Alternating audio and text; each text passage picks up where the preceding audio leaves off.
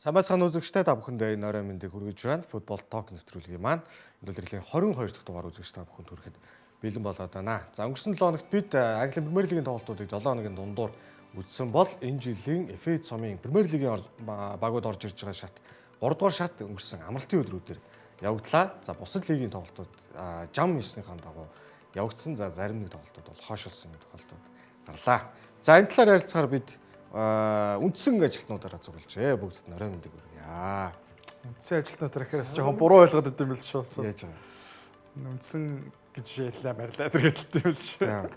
Яг нөгөө эндээс яг хоол олж идэж байгаа асуудал цуглаа. За хэдүүлээ юу яана? Ерөнхийдөө хуваахтаа бол Английн Премьер Лигийн өнгөрсөн 7 хоногийн дундуур явагдсан тойргийн тоглолтууд маш их апсайттай тоглолтууд болсон. Энийг бол ярихгүй бол алдсан болно. Тэгээд мэдээж FA цомын тоглолтууд дээр апсайтууд цөөнгүй гарсан. За бусад цомын тоглолтууд мэдээж явагдсан байгаа. Эдгээр тоглолтуудын талаар ярих болно. За Премьер Лигээс эхлэе. Ер нь бол баг 6-7 хоногийн өмнөх тоглолтууд. За 6 хоногийн өмнөх тоглолт гэж хэлж болно. 37 хоногийн ажлын өдрүүд тийм. Тий. За Борнмут Тоттенхэм. Семеньогийн сүүлийн тоглолт. Борнмутын үед энэ тоглолтын стрүүчийн дугаар дээр ярьжсэн л 11 тоглолтод ороод тохиолдлоо. Бараг талан тэнцээ юм. Тоттенхэм бас форм таарах. Сүүлийн 11 тоглолтод оны 2 ажилтай байсан. Өнгөрсөн тойрогт чинь Тоттенхэм чинь яг юу Арсеналтай тоглосон шүү дээ. Хойлоонд 2 багт ингээд дараалал тоглолцож байгаа. Тийм шүү дээ. Тийм том Иванилсон чинь гоолтсон шүү дээ. Арсеналын аяг барьцсан тоглолт яасан чинь нэг асуудал орсон шүү дээ. Хоёр тоглолт дараалаад Иванилсон гоолтсон. За энэ дээр Эли Жуниор Кропио. Энэ Иванилсон Кропио хоёр хамт гараанд гарч ирснийг бол би нэг санахгүй юм. 10 дээр гараад идэв шүү дээ Кропио. Тий, ер нь гарч ирсэн үү? Гардаг шүү дээ. Улирлыг сайн эхлүүлэнгүүт нь шууд гарааны ирэх болол өгчөөдлөө. Тэгээ Ван де Вен энэ дээр яг л тоглох шиг болж ирсэн. Тэн дээр өгөөгүй тий. Тэгээ шүүгч эхлээд заагаад вар үзээд. Тэгээ дараа нь вар үзээд. Яа энэ зөвхөн гидэргээ зөвхөлтөс дээ энэ. Тий одоо гидэргээ гэж ярьж хөвшьяа гэж манай тайлбарлагч нар бол тохирсон байгаа. Унаж татах гэдэг нь бол одоо нэг өвчин зовлон шиг сонсогдоод байна тий. Гидэргээ гээл. За нэг 2-2 болсон. За тэгээд Семеньогийн үдэлтийн тоглолт ихээр кино шиг төгссөн. Тэгээд энэ чинь баг 95 дахь минут байна тий. 90-95 байна. Тий. Сүүлийн давталгаа. Тэгээ 10 минут сунгасан л та. Тэгээд бас яг нэг солилцоогоо үлдээсэн эрдээр нөх нь 10 дээр одоо суулгасан шүү дээ. Тэгээд Vitality зингэлтгэд зөвс үзэгчид бол бүгд сайхан босоод талан дотноор алга ташаад одоо энэ тоглогч бол үдэж гаргасан.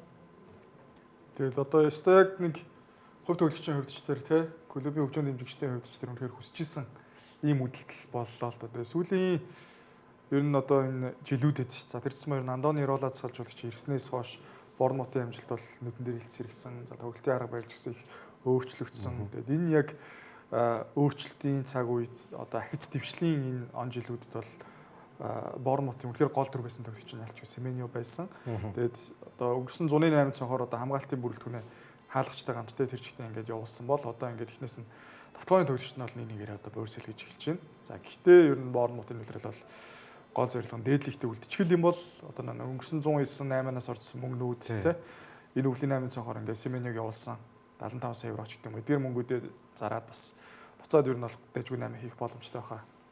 Юун дээр Twitter дээр нэг хүний жиргэг олж харсан. Тэр нь юу гэсэн гэхээр та нар тоглогч нар тандсан жиргэг. Та нар Семеньо шиг байгаач гэсэн юм байна. Тэр нь юу гэсэн гэхээр одоо ингээл нэг том баг өөрийг нь сонирхож байгаа шуум гарангуутал гинтл бэлтгэлтэй очихоо болоод юун дээр сэтгэл санаа нь яваал тоглолтод нэг хачин унжгар юм тоглоол тэгээ сүултээ багийнхаа фэнүүдтэйгээ удирдлагууд тасалжуулагчтайгаа бүр уц муцсын салгаж малгаал тэгжснээ яваад өгөнгүүтээ нэг одогтой гавсан ч одоо ер нь бол цаагаараа Исакийг хэлээд байгаа юм л та. Тэгтэл Семеньог хар та нар бүр ингээ яван явтлаа байдгаа зөриулээд бүр ингээ тоглолт хийсэн гэж хожлын гол хийгээд явж та нар Семеньо шиг байгаа ч гэсэн нэг тэмжирэг олж харсан. Бас ер нь бол бодвч дайл юм бол хэлсэн байл. Юун дээр энэ тоглолтын дээр Жуниор Крупи гол хийсэн. Тэгсэн чинь нөхөр энэ үлрэл 7 гол тийм 7 явж байгаа юм байна. Ер нь бол тоглолтууд дээр бас нэг чухал тоглолтууд дээр гол хийж байгаа гэсэн юм санаж байна. Энэ үлрэл Европын топ 5 лигийн өрөөнд харах юм бол 20 хүрээгүй залуучууд дотроос хамгийн олон гол хийсэн Ламин Ямал 7-той, сая группи ингээд 7 гол. Одоо тинейжерүүд гэсэн үг шүү дээ. Тинейжерүүд гэсэн. Ингээд 7-7 голтой болоод тэнцээд ороод ирж байгаа юм байна. 13 сарын дараа Тоттенхэм тоглолтын эхний 5 минутын дотор гол хийлээ. Тэрнээс бусдаар бол тоглолтын яг эхний 5 минут эхлэл гэж ярих нь бол арай өрөөсгөл баг. Эхний 5 минутын дотор ерөөсө гол хийхгүй байсан. Сая бол энэ тоглолтын дээр Матис Тэл 5 дахь минутанд бол голыг оруулжээ. За Тоттенхэм нөгөө талдаа ингээд хожигдол хүлээсэн. Борнмут харин түрүүн одоогийн хэлсэн 11 тоглолт хожоог байсан. Цуурлаа зогсоосон гих мэтлэн. Тэгээ эн чинь юу гэлээ? Энэ хоёр чинь хоорондоо хоёр тоглоо хоёуланд Борнмут хийж байгаа юм шүү дээ. Тэгж байгаа шүү. Ерөн сүүлийн жилүүд чинь дандаа Борнмут Тоттенхэм чинь хоёулаа өнгөрсөн үеэрт чинь бас нэг хоёр тоглолтод. Тий, ер нь их драмтай тоглолт болдог шүү дээ. Олон гоолтой. Тэгээ дор хаяж нэг 9-5 гол хийгээд. Тэгээ Тоттенхэм яг нь сүүр нөгөө солилцооны маань нэлээд тийм өтөхтэй байх хандлагатай байна. Ер нь Конор Галагерийг Атлетико Мадридаас баг авчих шиг боллоо. 40 саяар авч байгаа тийм шуун бол бас гараад хийх нэг өнөөдөр барыг зарлж байна гэж чинь. Тэгээд Бернан Жонсныг бол явуулсан. Тий.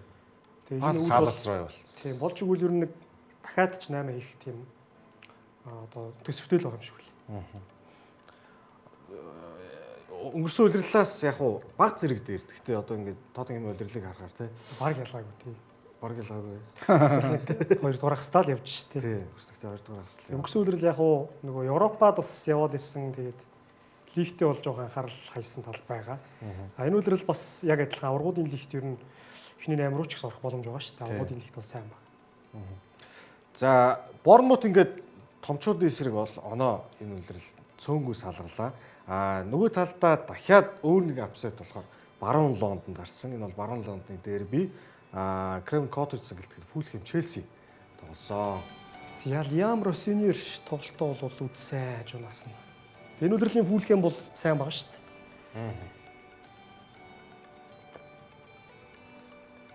Цаана Монголиа гэж шүү дээ. За тэгээ энэ дээр чинь нөгөө нэг 21 насны дасгалжуулагч Калум хэмлээ Фарлей. Макфарлейн. Гэхдээ энэ дээр бас сонион тэр Калум Макфарлейн ч баруунд Кол Палмерыг гаргачихж байгаа. Тэгснээ нөгөө хин Стевао гэдрээ суулгачж байгаа. Рис Джеймсийг бас суулгачж байгаа. Бас яг хөө ачааллын жоохон бодолцсон л баг л та тий. Тэгтээ одоо гол нь Премьер лигт ч одоо онооноос илүү хэрэгтэй юм байхгүй. Челси, Юнайтед одоо энэ нараас явж байгаа багууд нь яг топ 4-ийн л өрсөлж байгаад нь маш одоо онооны зөв ийм байхад эдрийг суулгачна гэдэг бол сонирхолтой санагдсан. Ялангуяа Рис Джеймсийн нөлөө энд бол амар өгүүлэгцээ. За тэгээ яаж яхад 22 дээр үлээ тий. Улаан утас авцсан. Тэгээ улаан авсан мөртлөө ер нь сайн тоглосон шүү. Арсенал дээр бас Челси чинь бас хүн дутуу ер нь бол баг илүү тоглоодсон шүү дээ.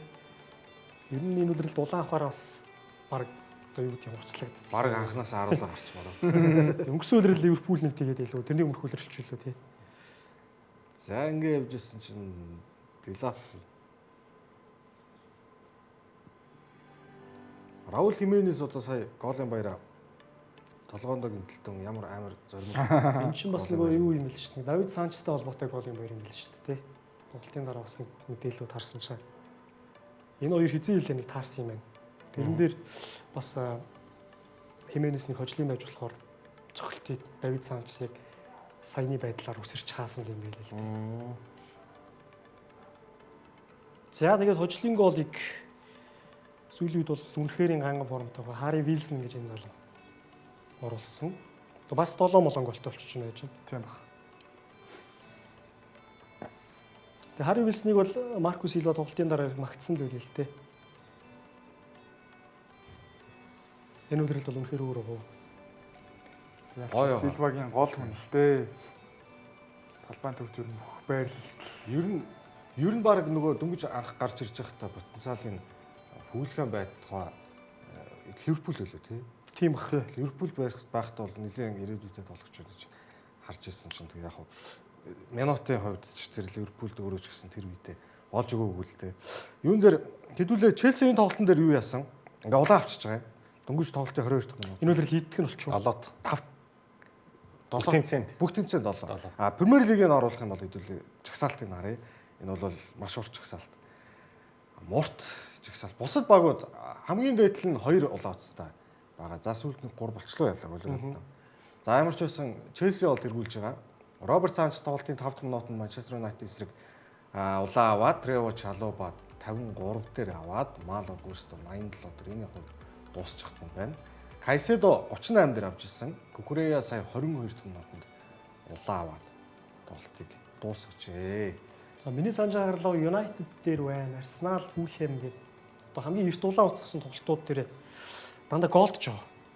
Хариу тоглолт одоо хариу гоолуудыг хийж байгаа тийм. Арсенал дээр чинь булангаас идэх санагдчихээн.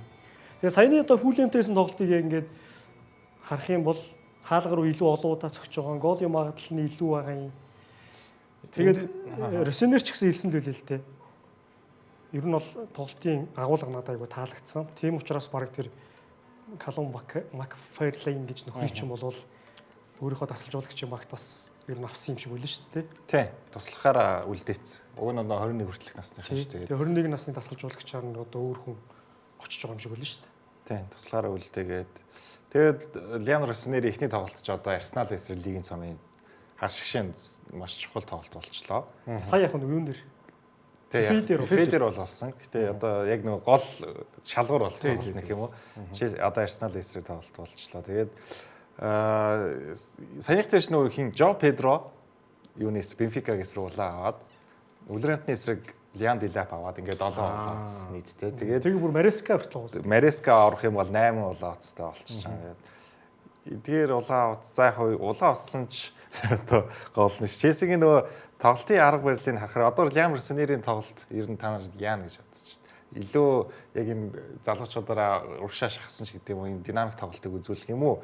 Эсвэл яг нөгөө нэг Энцо Марескагийн нэг хийх гэжсэн тэр арга байрлалын тоглолтыг илүү хийх юм уу? Лиам Росинерийн ер нь тоглолт Страсбургт байхад одоо ер нь довтлогоо зөнгөсөн тоглолт гэдэг юм харагддаг байсан шүү дээ. Тэгээд Челсиг ялангуяа энэ хагас хамгаалалтын шугамдаа миний бодлоор энэ Рис Джеймс ч гэдэг юм уу, одоо Мало Густо, Рис Джеймс хоёр бол баруунд нэг нь гарч нэг нь гол руу орж тоглоод байгаа шүү дээ. Илүү нөгөө Пепийн гаргасан гэдэг шиг тийм хагас хамгаалтын илүү байрлалыг олохын тулд тэгээд Челсигийн энэ хагас хамгаалагч ялангуяа нөгөө төвийн хамгаалтын бэрхтэлгэмтэл асуудлууд бол үргэлжсээр байгаа. Гэхдээ одоо Фулхэм гэхэд 31 оноотой болоо яг Челсид адилхан байртай. Одоо оноотой болоод ирсэн энэ үед Росинерийг ер нь хүлээлт та нарт хэр байна гэж би асуух гэдэг юм л да. Би бол юу яаж байгаа?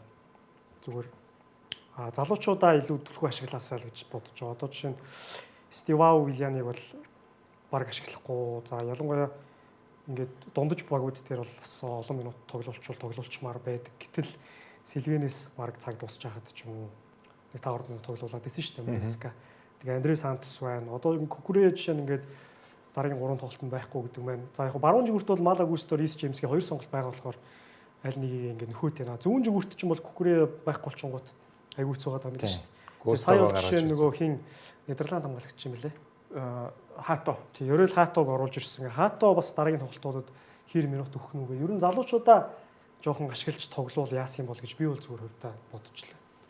Тий, судлаачд бол зүгээр Росинерийг одоо дараагийн тактикийн суутан гэж бас үнэлээд байгаа. Тэгээд учир юу гэхээр Страсбургт ажилласан энэ богино хугацаанд бол өөрийгөө бас хэдийнэ батлаад харуулчихсан. Тэгээд ер нь Европын топ 5 лигийн одоо дундаж насаараа хамгийн залуу бүрэлдэхүүнтэй энэ багийг бол Страсбургт л удирдчихсэн шүү дээ. Тэгээд энэ багийг бол маш гоё удирдсан. Гоё удирдахдаа яг түрүүний Тэмүүлэнгийн сонслыг динамик одоо маш эрчтэй одоо зогсолтгүй хөдөлмөрлөдөг, гүйдэг.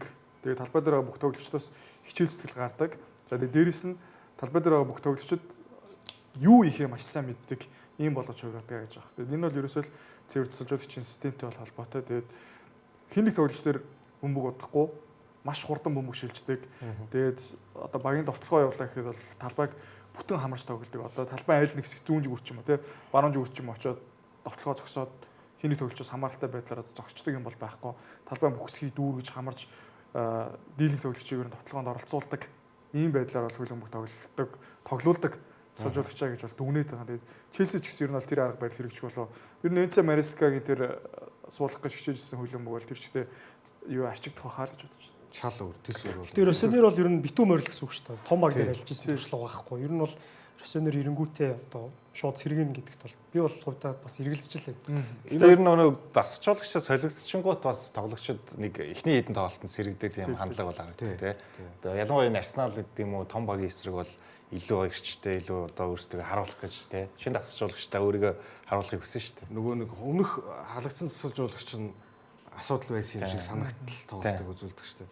Энд дээр Росонер чи юу юм бэ? 2 жилийн өмнө болов 3 жилийн өмнө болов Дерби каунтыг туслах 2 дугаар огийн чөлөө дасалжуулагч байсан. Тийм байсан баг тий. Тэгэнгүүтээ маш хурдан хугацаанд ингээд дэше гарч ирсэн. Би хэдэн дугаарын өмнө нэг юм Европын топ 5 лигт довтлогооны үзүүлэлтээр тэргүүлж байгааг л ямар үзүүлэлт л одоо ингээд юм санахгүй болчихжээ. Тэрэн дээр л томчуудын донд Страсбург явж ирсэн юм байна. Тэгэхээр л нөгөө нэг довтлогоон л гоё тий. Челсигийн гоё залуучуудыг гоё довтлогоог л гоё болгочихосоо л гэж найдаад шүү дээ. За ямар ч байсан Челси бол ингээд шинэ дасгалжуулагч жолоогоо өөр хүн татгуулаад ингээд цаашаа алхахаар Бити улаан авчаасаа л гэж бод. тийм боллоо. Улаан авчаасаа гэсэн дэр энэ чинь улирлын 5 дахь улаан Премьер лиг юм. Челси өөрөөсөө хамгийн дээдлэн 6 улаан нэг улиралд авч ирсэн. Улирал 3-ны дүнгиж талдаа ороод явж идэг. Энэ тоо өөрсдийнхөө антирекордыг эвдэх үедээ гэсэн зүгээр нэг тийм айдас бол байна. Дараагийн тоглолт руу шилжиж дараагийн тоглолт бол ёстой нэг бужигнсан шороо бужигнсан Голын бороотой тоглолт Ойч өстой сакс шиг тоглолт болсон. Даниэл Фаркийн угаас шууд хэлсэн шүү тоглолтын дараа. Үнэхээр сакс шиг л тоглолт боллоо. Харансан. Малик Тяв энэ тоглолтын дээр нэг буруу хэл дээр босцсон юм шиг л байлаа. тий. Чаавчин энэ тоглолтод сая бөмбөг алдчихсан. Тэгээд пенальти өгч тий. Хин ерөөсөө сууж хамгаална ч гэдэг юм уу те. Ерөөсөө гол оруулах зорилготой гарч ирсэн юм шиг л тоглолчлаа. Хари Барнс гоё наа энэ үлрэлт. Энэ үлрэлт гэлтгүй нь Хари Барнс ч юу юм бэ шүү дээ. Одоо Лестерт байхдаа Лидсийн эсрэг 6 гол хийж исэн гинэ. Тэгээ энэ дээр хоёрыг Лидсийн эсрэг үү? Бараг замлынхаа хамгийн олон голыг Лидсийн эсрэг хийсэн юм байна. За энэ дээр Тяв дахиад Гар хүрсэн үү? тий. Калвертын чинь ингээд гол оруулаа, гол намжуулт өгсөн тий. Юунийг бол бас 10-ууд өчөж байгаа хөх шүү. 7 гинэ бас. 5 тоглолт дарааж болцсон тий. Тий. 6 ч үлээ. Тэгээд 6 байжгаад Ливерпул Юнайтед дээр гол тав. 12 сард алсан л та. 7-г нь хутлаач 9. 9 май л аруулах гэсэн. За энэ үлрэлт ер нь 10 жигүүрийн хамгаалагч болчлоо одоо. Энэ их гоё мөрхсөн. Дамжуулалт нь ч гэсэн Бруно Гемрайс. Энэ Гемараш дуг нэг торгуулийн цохилт өгөх байсан юм да. Эхний үед лүү 2 дугаар ихэнд ч лөө. Гадарлаад өгчдөг. Яг 16-ын гаднаас ингэж гадарлаж дамжуулт өгнө гэж сонин шүү.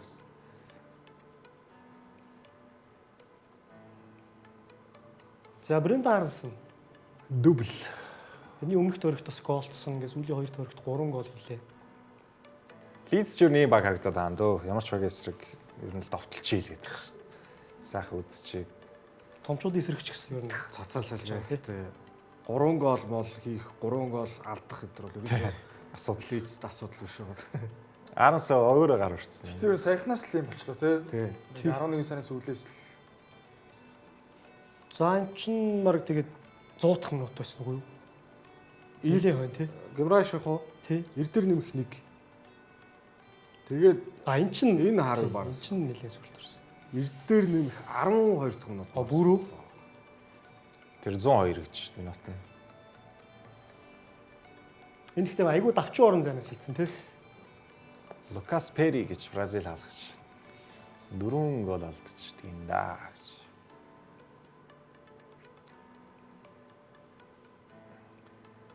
За тэгээд 4-3 харьцаатай нөгөө өндөрлөлөө. Энэ бол 7 гоолтай бас ингээд бинийх эсрэг бараг зогсон болгоны хаал руу орж байгаа юм шиг ийм тоглолт бол болсон. Доминик Калверт-Лewin энэ үлрэлийн 9 дахь гол Ньюкасл эсрэг нөхөр бол 7 гоолыг хийжсэн юм байна. Өөрийнх нь бол хамгийн өндөр үзүүлэлт. Сент Джеймс бараг 5-ын хийсэн гэсэн баг шүү. Тийм баг шүү. Юун дээр ингэсэн баг нэ.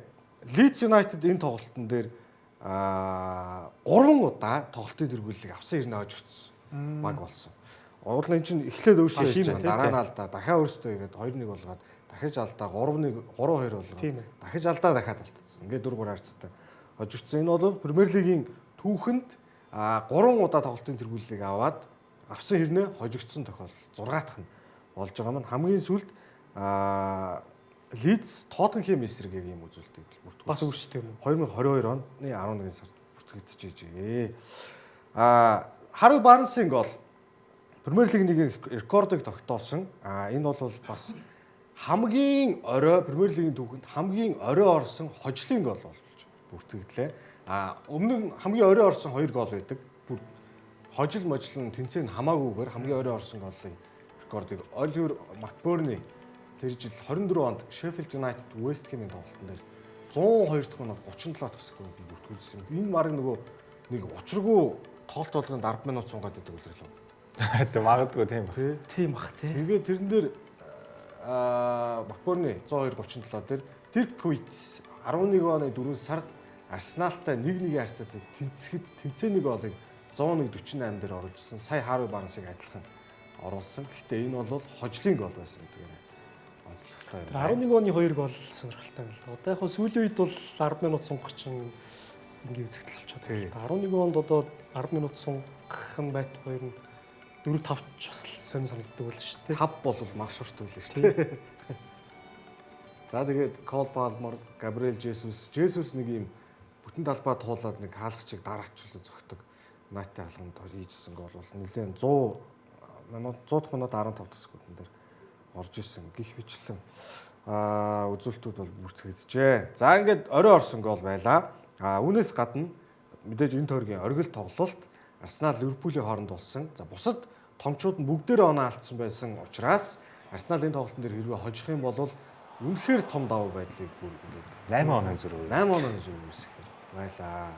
За энэ шүн чинь одоо 4-р 5 дахь шүн ганцхан тоглолт болсон. Энэ дээр Арсеналын сүүлийн тоглолтууд дээр бас хамгаалагчт нь нэг ойлгослын алдаа гаргаад байна шүү. Хувийн алдаа тэр Габриэл Магалайс чинь Иванисэнд гол дамжуулт өгсөн. Энэ дээр бас алдах төгсөн. Энэ дээр гэхдээ энэ хоёр чинь нэг нийлээл 15-6 зөгцсөн байсан уу? Тий. Ер нь бол нэг дараахан тоглолт болсон. Тэр Ер нь л тэнцээд байгаа шүү дээ нөрч тий. Мартинеллигийн тэр юунаас тооцсон юм бол бусд нь Эхний уучраан дээр ч нөгөө Субслай жилүү цогт бас яг энэ зөвхөлт ирж ирсэн шүү дээ. Субслайс. дахиад хийцэн бол яг уу. 83 минутанд хийгээд нэг тэгэр хожижтэй шүү дээ. Ливерпул. Асал гоё зөгсөн юм даа. Мартинелли. Тэнэлийн үлрэл ганган байна уу? Мартинеллийн тоглолтод бүр 5 мав ийцэн. хожихыг бүр амар их хүссэн. Мартинелли. Тэр нөгөө Конор Брэдлиг чинь түлхээд унаацсан шүү дээ. Мартинелли тэгээд Эзиг ирснээс хойш бүр ер нь амар хурцлагдчихлаа шүү. Яг нэг юм байрлалын хувьд яг нэг өөртөө бас ач тач үзчихээр те минут хуваахаар тэг ер нь бол яг нэг юм байрлалын хувьд бас шууд өрсөлдөгч өөртөө ер нь ур чадварт ойролцоо минут хуваахаар юм тоглож байгаа багт хэрэгтэй байдаг шүү дээ. Тэг Мартинеллигийн хувьд бас сүүлийн хэдэн жил тийм Мартинеллигийн хувьд бол ер нь сүүлийн хэдэн жил зүүнд бол дархлагдсан байсан шүү дээ. Баруун дол Сака зүүнд бол Мартинелли дархлагдсан байсан. Тэгээд яг нэг форм унчаад ахт хүртэл зөрөөд орлуулж тоглож бас байхгүй байдаг тал ажиглагдаадсэн. Тэгээд Тросар нэмэгдсэн. За Тросар ирсэн ч гэсэн Мартинелли ер нь ихний сонголт хэвээр л байгаадсан. Одоо ингээ Эзи ирсэн чинь бүр их урслагадаад уламгой олчлаа шүү дээ. Ер нь Арсеналын яг 10 номер чинь Одигор лөө. Одигор ч Райсгийн хажуу тоглоод байдаг лөө байна. Одигор чинь Ер нь 8 номер л гэж. баг 8 болчиход байгаа шүү дээ. Тэгээ би бол яг хөө зүгээр Эзиг анх ирэхэд нь Мартинелли байтугай Тросарч баг гарахгүй ажилгүй шхуул болж ийн гэж бодчихсон чинь 10 дээр тоглол. Мартинелли Тросар хоёр хоёулаа энэ үлрэл айгуу сайн бах юм. Эзэг 10 дээр тоглохоор гоё тоглоод л шүү. Тэгээд баруун Сака зүүнд Тросар ч юм уу. За яг заримдаа Эзэ зүүндээ гарч ирлээ гэхэд Одигор Гэтэ Эзиг урагшилждаг. Субименди Райс хоёр ч яг тийм Субименди явах шнэр тий. Эзиг сүүлийн гэхдээ нэг 5 тоглолтод бүр ингээд цоо ирүүл багт нь талбай дээр гарахгүй тоглолтууд айгүй их байгаа юм билий. Тэрийг та хэд юу гэж бодож байна? Ямар шалтгаанаас ингээд одоо эрүүл саруул багт зүгээр би бол ингэж бодож байна. Микел Артета одоо за өмнөх хөлөрлөлттэй харьцуулахад энэ улирал бол бас нэг юм харж чадсан шүү дээ. Ер нь багийнхаа боломжийг за бид хэд ер нь ингээ улирлалыг гайгүй явж гэн боломж байна. Өмнөх хөлөрлөлттэй харьцуулах бас нэг төр чинь дөнгөн наган ойролцоо багууд байсан. Одоо бол бас нэг оноо тасарсан нөхцөл төр хідүүлээ нөөц болцоогоо ингээ сайхан хуваанаа. Тэр нь илүү тоглож байна, энэ нь илүү тоглож байна гэж барьцах юм ерөөсөө байхгүй шүү. Яг л одоо энэ л бидний боломж. Тийм учраас та нарыг хичнээн хэдэн зуун саяар авсан ч байлаа гэсэн сэлгээнд суулгах үедээ суулгана. Тэрэн дээр ерөөсөө ямар ч асуудал байхгүй шүү гэдгийг шууд нээлттэй бүгдийг суулгаж аваад ярьсан байж магадгүй. Би нэг ийм Арсеналын нэг юу гэдэг штэ. Amazon хийсэн нэг баримт кино гэдэг штэ. Тэрэн дээр нөгөө Жозе Мориньогийн нөгөө Тоттенхэмтэй хийснийг бол харж ирсэн. Тэр бол нөгөө Мориньо ч угаасаа нөгөө хувь хүнтэй тулж ярьдаг, баг аав хүү шиг ярилцдаг. Артета бол түлхүү нөгөө уулзалтуудаа дандаа багаараа олуулаа сууж байгаа гэдэг юм билээ. Тэгэхээр тийм яг хурал зарлж байгаа тэрэн дээрээ бас ярьсан байх магадлалтай. Хувь хүнтэй уулзаад их юм бол бас тэр нэг Артетагийн өрөөнөөс нэг хүн гарч чад хаалга ингээ хааж байгаа. Одоо жишээ нь Мартинелли ч юм уу те хаалга хаагаад гарч байгаа Гейза харж байгаа юм бол бас хэцүү шүү дээ. Тэг тийм байж магадгүй. Надад бол юу давуу тал Арсеналын хамгийн том давуу тал нөгөө бүрэлдэхүүний зузаан л гэж байна шүү. Тэгэл сонгогчд одоо сонголтууд олонтой. Тэгснээс Эйзэ ганцаараа одоо том тоглогчдын нэг нэс бол Эйзэг тэгэл бараг 38 тоглолтод л жишээлээ шүү дээ. Тэгэхгүй нөгөө одоо ихээ Габриэл Жесус нэргээ ирчлээ. Хаварц бас бичлээс ирчлээ шүү дээ. Хаварц ирж байна. Мерино хүртэл байна. 10 дээр тоглож байгаа. Мартинелли Сэлгэроор Тросар байна. Тэгээ сонголтууд маш олон.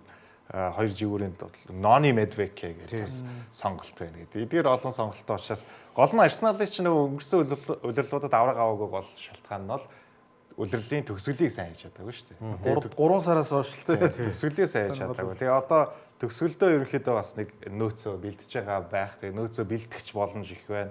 Тэгэл энэ улирлд ер нь зөвхөн бараг Премьер Лиг гэж харахгүй шүү дээ. Аврагуудын лиг те. Бараг лигийн цом байна. Тийм 4 цомд дөрвөлж цом байна. Бараг одоо үнэхээр гайхгүй хэмжээнд бол одоогийн байдлаар тоглож байна. Тэгээд Арсеналын гоё энэ бүрэлдэхүүний зузаан л гоё. Гол нь бараг ганц асуудал нөгөө нэг өнгөрсөн улирлууд яригадаад байдгүй.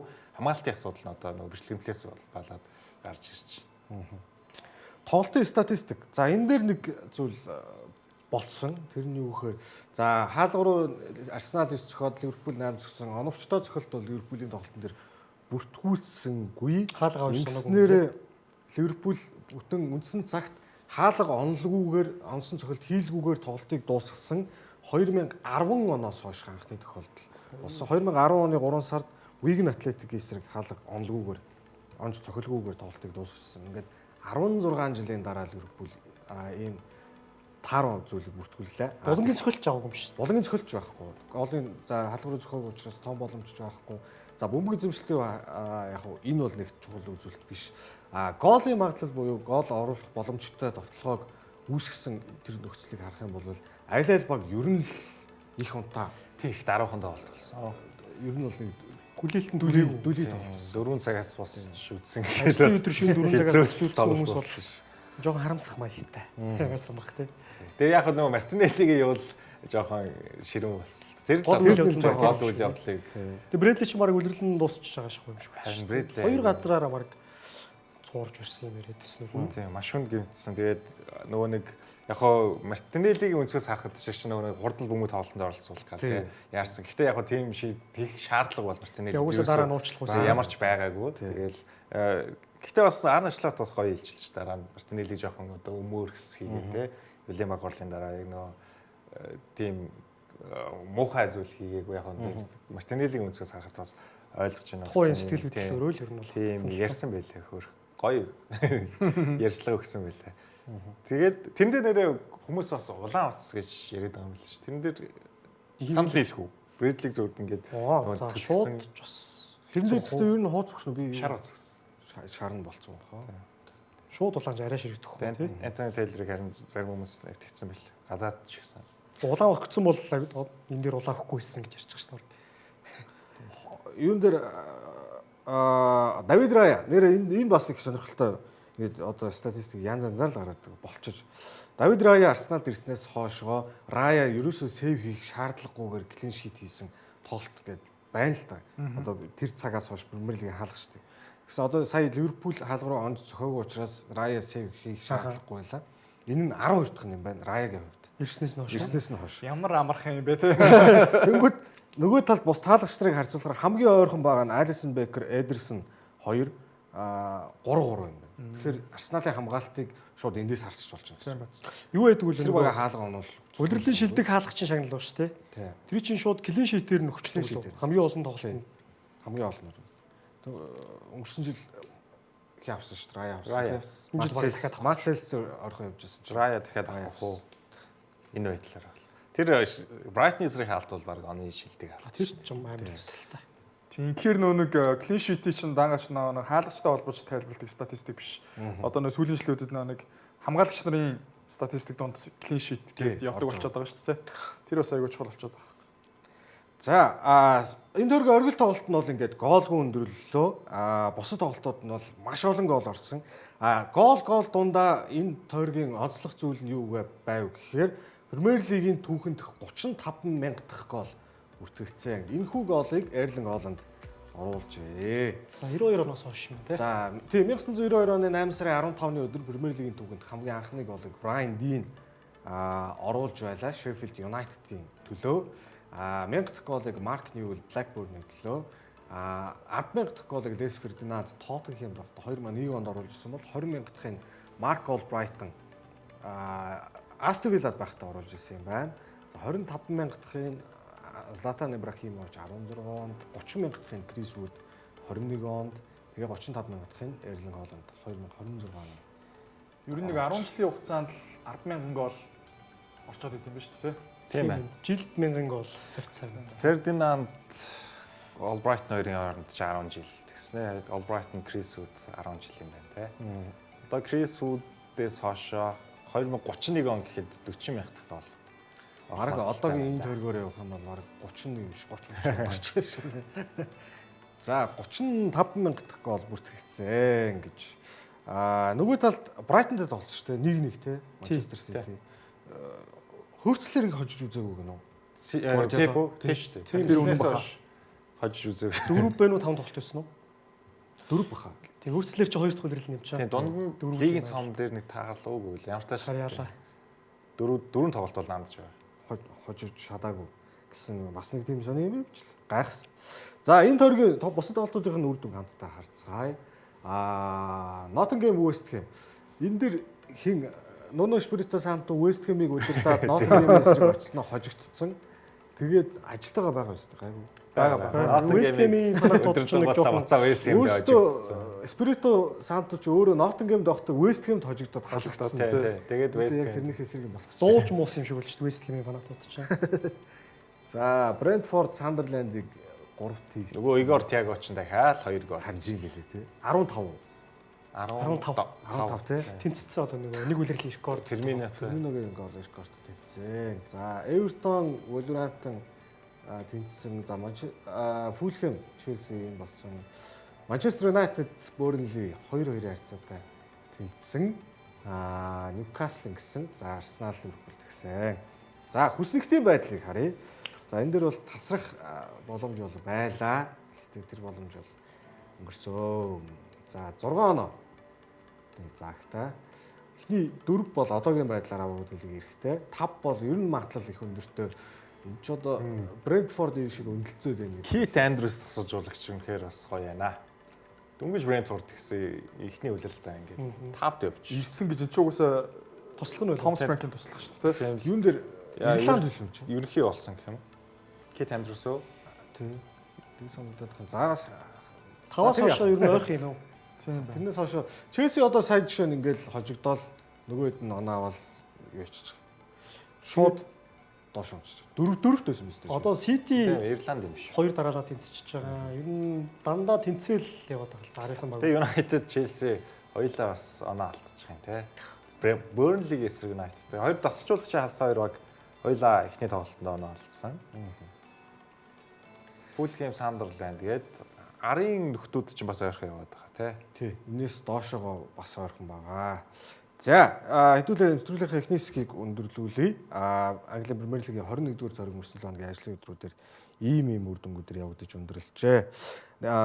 Хэсэг хугацаанд завсарлаад эргээд орж ирэхдээ амралтын өдрүүдээр явагдсан FA цомын тоглолтууд болоод за FA цомын талаар ярих юм байна. 3 дугаар хэсгээр харин Испаний Супер цом, Германы Бундслиг, Италийн Сери А лигийн талаар ярих болно. Нэвтрүүлгийн ерөнхий ивент тэтгэгчээр Woo Home ажиллаж байна. Нэвтрүүлгийн ивент тэтгэгч Skytel, нэвтрүүлгийн алтан ивент тэтгэгчээр Tiger брэнд ажиллаж байна. Их суудаа завсарлаад 2 дугаар хэсгээр олзъя.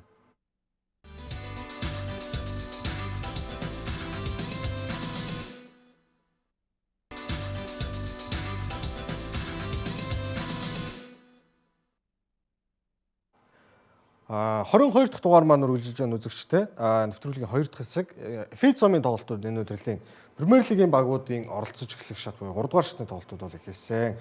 За 4 тоглолтыг онцоллоо. Апсетууд энэ тоглолтууд дунд бас их байсан. Эхнийх нь хэдхэн удирлын өмнө. За энэ ч бараг 2 3 удирлын өмнө 5 дугаар лиг тоглож ирсэн Wrexham 22-оос 23-ны үлээлт. тий. Nottingham-ийн эсрэг Одоо Championship-т байгаа. тоглосон. Ер нь хизээ мөдгөө Премьер Лигт харах юм байна да. Тэг одоо Championship-ийнхаа нэг 7-8 явж байгаа. 8-д явж ирсэн. Wrexham. Тэгээ ер нь одоо зөв менежмент хөрөнгө оруулалт багийг одоо ямар богино хугацаанд бас босгож болдгийм бэ гэдэг жишээ шүү дээ тий.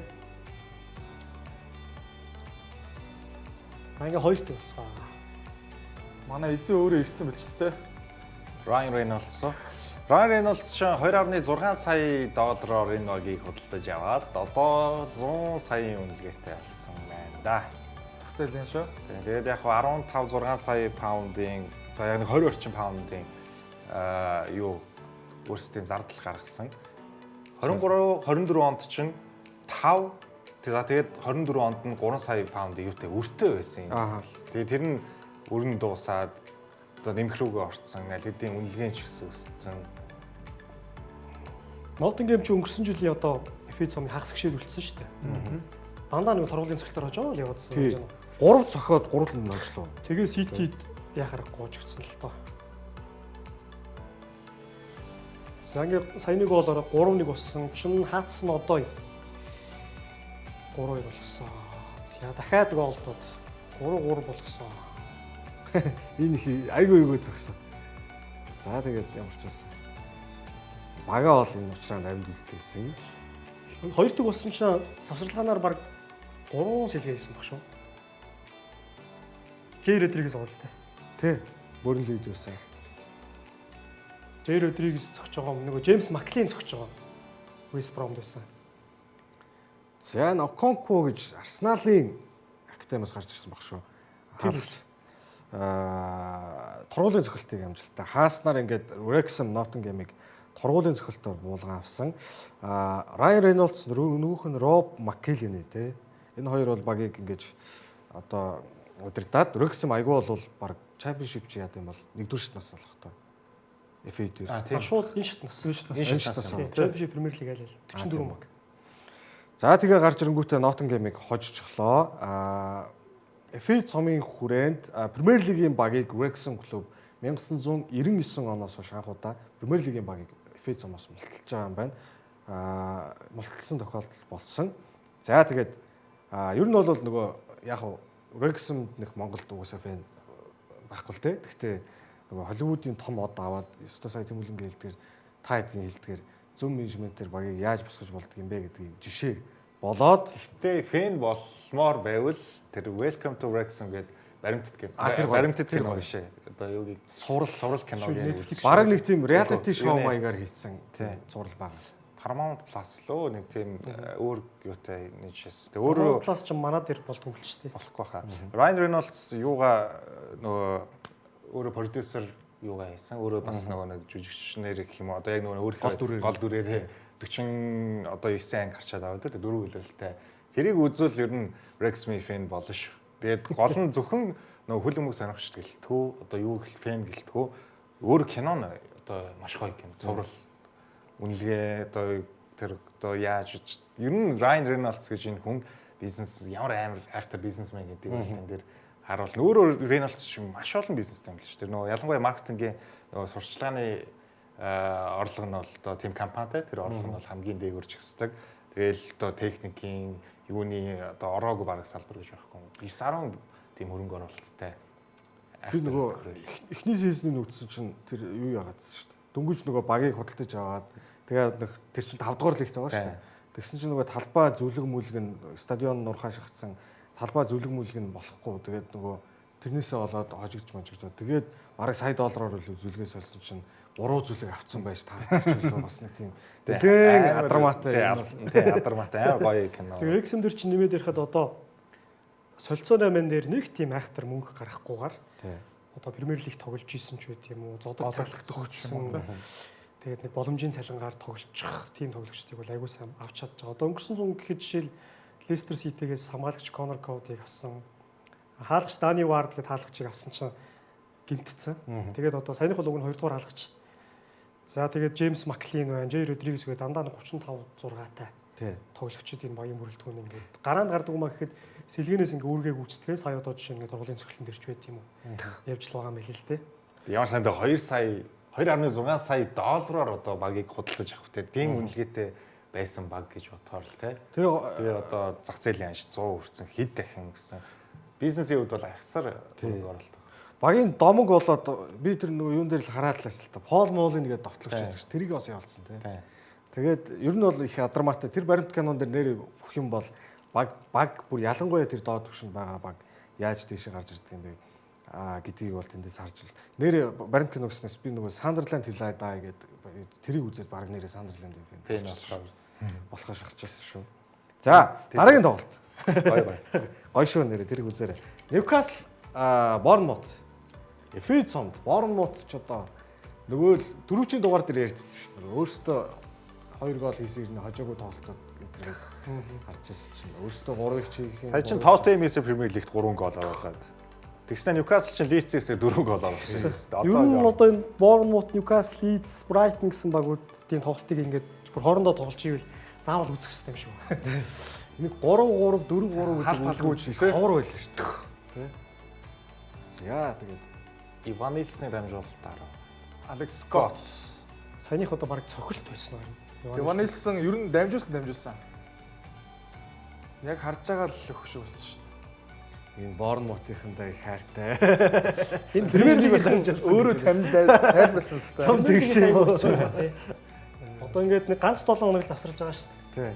Тэрэн дээр навчаад FA Cup 100 байчих. Премьер Лиг үү? Тий. Тэгээд ядарч байгаа. Тэр ядарч байгаа багуудынх нь нэг нь тун удахгүй FA Cup тарагдан да. Януго Барнс ч. Өнгөрсөн 7 хоног хэдэн гол хийсэн юм бэ? Ингээд ер нь барыг тоглолт дуусчлаа да. 118 дээр шүү дээ чи. Тийш цаг сунгаад тий. Гисээ чинь Байхгүй. Маркус Таврны. Энд гэхдээ айгүй боломжгүй өнцгөөс гол олцсон шүү. Сайн 5-1 гол. Малик Тяв. Яките тэгээд нэг хоруулын цэцгэлт гүйцэтгэх гээд нэг алхаж байхдаа л ер нь алдах нь тодорхой харагдсан дөө нэг унжгаад. Рамсдейл ер нь сайн хаадаг тий. Рамсдейл сайн. Хаалтын бол өндөр шүү. Рамсдейл сая торгуулийн цохилт эхлэхээс өмнө Борнмут хаалга руу нь 22 зөгцсөн. Тэнгүүтээ 10 сейв хийсэн байсан. Гэхдээ яг 3 гол алдчихлаа юм л та. Гэхдээ 10 сейв нэг тоглолтод хийгээд багаа энэ учраас Рамсдейл 10 сейв хийгээг бол энэ ч баг Борнмут хожоод туссан шүү Тийм ээ. Байлаа. Ер нь бол ингээд тоён торгуулийн цогч баг 10 зөгтөг үл. Үгүй 7-6. Тийм нэлээд хойш бас явдаг санагдчих. Харви Барнс 10 гол энэ үлрэл ингэснээр бүртгүүлж байгаа юм байна. Бүх тэмцээнийг оролцуулаад 10 гол оруулсан. Барнсын өөрийнх нь рекорд бол 30 тоглолтод 11 гол хийжсэн бол өөрийнх нь юунд Ньюкасл ирснээс хойш хамгийн дээд амжилтанд байдаг. Тэрийг өнгөрсөн үлрэл бол 9-ийг хийсэн. Одоо бол 10-ыг хийчихсэн. Явж байгаа. За Ньюкаслыг нөгөө түрүүчийн Премьер Лиг дээр онцлоод энэ дээр бас ингээ олон гол оруулсан болохоор онцлолоо. Одоо маш том апсет энэ бол нөгөө англичууд өөрсдөө л бас сүржигнэл янз янзаар л бичээдлээ. FA Cup-ын түүхэнд хамгийн том апсет. Магадгүй тийм байх шүү. Чи одоо 7 дахь төвшний гэсэн үг шүү дээ. 6 дугаар төвшнө. 6 юу? Тийм. За аваргууд их тий. Цомоо хамгаалж байгаа багш тахын болно тий. Тэгээд манай Маклсфилд лөө. Маклсфилд. Юу стичэн антер нас гоё байгаас тэ. Энэ Маклсфилд юунд байсан юм аа? 20 онд үлээ 21 онд би нөгөө FIFA тоглолт менежмент хийдэг багтал 4-р лигт байсан Харин юм. байсан. Лиг 2-т байсан. Ямар ч байсан Тэгээд- огт сонсож байгаагүй баг биш үү? Тий, дампуурлаа зарлцсан юм байлээ. Тэгж жагаад Эзэн мэдсэн Байгуулалт зөвлөгдсөн юм шиг тий. үү шүү дээ. Тэр үед 6-р төвшөнд энэ рестораны тэгэлсэн гол орсон. энэ юу ч болоод тэгстэй тэр хойноос зөхөө. Тэрийг тэгээ хаачихгүй маа юм бол. Валтер Бенитес гээд өнгөрсөн 100 одоо энэ тоогноос ирсэн Аргентин халахч баг шүү. Тэгээ ер нь зөв яг энэ саях дээр бол хаалгачийг бас шууд буруутгах аргагүй л дээ. Оливер Гласнер бол хэлсэн л байлээ л дээ. Ер нь манай тоглогч нар бол маш их бассан байна. Би зүгээр энэ тоглолтод магадгүй 21 насны багаа тоглуулсан бол хожицсон баха. Тэгж хэлсэн байл.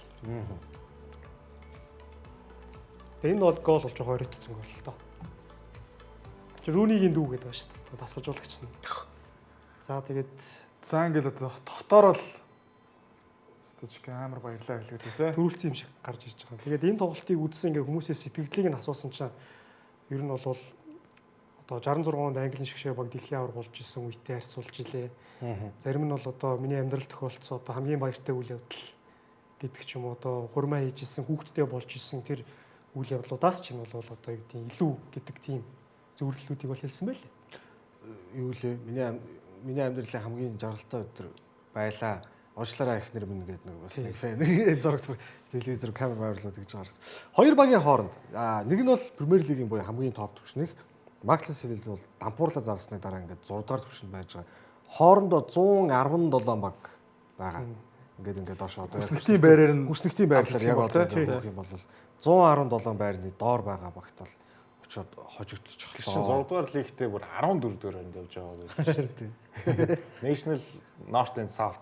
Тэгээд яг нөгөө цомыг хамгаалж байгаа баг одоо ийм хагас мэрэгжлийн багт хожигдсон нь бүр 1909 оноос хойш анхны тохиолдол 100 гаруй жилийн дараа тохиолж байгаа. Тэр үед өөрсдөө Палас одоо хагас мэрэгжлийн баг байсан юм байлээ. Тэгээд өмнөх жилд төрүүлсэн Wolverhampton-ыг хожиж исэн юм байлээ. Тэгээд саяны тоглолтын тэр гол оруулсан одоо багийн ахлагч Пол Давсон гэдэг нөхөр болохоор одоо нөгөө энэ тоглогчд чинь бүгд өөрсдийн гэсэн нөгөө ажилтай хагас мэрэгжлийн гэдэг чинь одоо яг давхар ажил хүлэн бөхтөө биш хажуугаар нь өөр ямар нэг ажил хийдэг тийм хүмүүсийг одоо илдэг штэ. Ер нь бол тэгээ саяны гол оруулсан нөхөр болохоор Лааны үйлдвэрт одоо зөөгчөр ажилтдаг. Одоо нөгөө ачаа зөөгч гэх юм уу?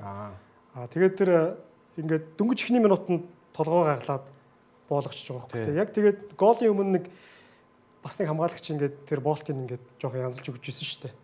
Тэр нөхөр нь болохоор юу хийдэг гэлээ? Биеийн тавирын багш. Биеийн тавирын багш. Юу сургууль дээр ирж байгаа бичлэг нь байлаа. Хүүхдүүд нь жоохон хүүхдүүд ингээд багштай баяр. Тэгээд эдгээр чин гол нь ингээд өдөр болгон бэлтгэл хийх боломжгүй байт юм нэг ажилтай учраас. Яг л манай Монголын хөлөн бөхчд шиг те. Манайхан ч ингээд өөр банкнд ажилладаг штэ. Тэгээд 7 хоногт ерөөсөө нэг 2 өдөр л бэлтгэл хийдэг гинэ. Тэгээд ийм багт ингээд цомыг хамгаалж байгаа баг Европын тэмцээнд орж байгаа баг хожигдчихнэ гэхээр одоо үнэхээр түүнд хамгийн том апсет яхахгүй мөн л хэл та. Тийм байна. Харин тэгээ FA Cup-ын 145 жилийн түүхэнд нэг баг нөгөө багаа хожиход хоорондоо лигийн сая 117 багийн зай байна гэж шít. Энэ хамгийн хол зай юм байна л да. 145 жилийн түүхэнд хамгийн хол зай. Тэгэнгүүтээ сая бүр ингээд статистикийг харах юм бол Macclesfield 13 зөхиод, Palace 12 зөхиод, гоолын нөгөө XG-г нь харахаар Macclesfield нь бас илүү. Тэгэхээр ерөөсөө довтлохоо юуны талаар ёстой л нэг юуны багийнх нь бас ч 21 насны залуучуудын баг нь гарч ирэхэд нэрээ том төвшөнд өрсөлддөг залуучууд бол. Тийм чи гарааг нарах юм бол Марк Гей байж байгаа. Ричардс гээд Палас яг нөгөө 13 үндсэн хамгаалагчийн 2 нь байж байгаа. Адам Вартн байж байгаа. Тэгээд одоо бүр ингээд Английн шгшээ багт хүртэл тоглох хэмжээний 2 тоглогч байж гин гэдэг бол үнэхээр одоо яг Паласын хувьд авч үзэх юм бол байж болохгүй л үрдүн л дээ. Палас бас тэр нөгөө Сар Камадоыг гимцснээс хойш хасамалт бол бүр ер нь юу гэлтгөө одоо энэ тоглолт гэлтгөө тэрний өмнө чи одоо хожлаа хідэн тоглолт болчих. Бернан Джонсон болсон шүү дээ. Тийм 5 6 тоглолт болчихсон шүү дээ. Ер нь Палас тэр чигтээ бас жоохон унжил байна. Оливер Гласнерын юу. Нөгөө Wharton-ы хажууд тоглолтыг Сар нь явцсан. Тэгээ дээрэс нөгөө Камаданч явцсан. Тэгэл дундаа шонгод ямар ч хөнгө болчихлоо. Нөгөө залуучуудаа гаргаж ирсэн. Гэтэ яг хуу энэ дээр бол угаасаа л хожих ёстой л байсан л да. Энэ бол дараад энэ дөө тэгээ төрүүлсэн байсан. Цом хамгаалж байгаа баг. Тэ. Гэтэ тэгэл хөлөн буяг энэ л гоё юм да тий. Ерөөсө болохгүй зүйл байхгүй байх.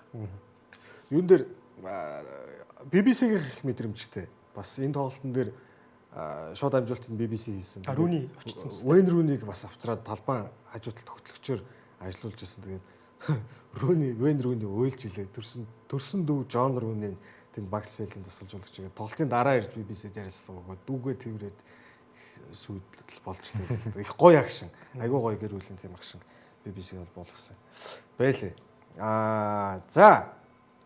Тэгсэн чинь ингээд 6 дугаар лигийн баг 1 дугаар лигийн багаа хожоод за тэгсэн чинь энд тасгалжуулагчаа халдсуулаад исэн Манчестер Юнайтед маань Брайтныг талбайдаа хүлээн авсан. Байж болох хамгийн эвгүй сургалаануудын Харин ер нь тийм тий. Одоо ингээд Премьер лигийн багууд хоорондоо таарчаар нэг одоо хэцүү юм нь юу гэхээр бас эн чинь цаашаа шалгармаар байдаг. Сэлгээний тоглогчдоо бас нэг тоглолчийг гэхээр бас болдгоо. Одоо Юнайтед бол энэ дөр жишээ нь ер нь баг хамгийн хүчтэй гэсэн л бүрэлдэхүүнийг гаргаж байгаа. Премьер лигийн нэг тойрог болчихсон гэсэн үг шүү дээ. Баг үндсэн гараа нуухгүй. Бруно Фернандеш байгаа. Урд Шешко байж байгаа, Гүниан байж байгаа юм. Хамгаалтын шугамч гэсэн ялгаагүй. Тэгэхэд Брайтон бол яг хөө төвийн хоёр хамгаалагч байгаагүй. Хаалгачаас өссөн. За энд Паскал Гросс ч бүр гараанд гарцсан юм тест. За Ламас энд нэг том алдаа гаргаад тэр хазаар тэрийг хаагаад Бросыг буцаад 2 сая 500 авчихсан байсан. Дортмундаас. Тэгсэн. Буцаагаад авчихсан. Буцаад авчихсан тий. за Дани Велбек За тэжээсэн баруу тэр гівцээ. Welbeck United-ээс голтох бас дуртай тий. Чи хэддэх нь гэвэ? 8 гэв. Юнайтед эсрэг гол. 8 дахь нь. Юнайтед эсрэг 8 дахь гол.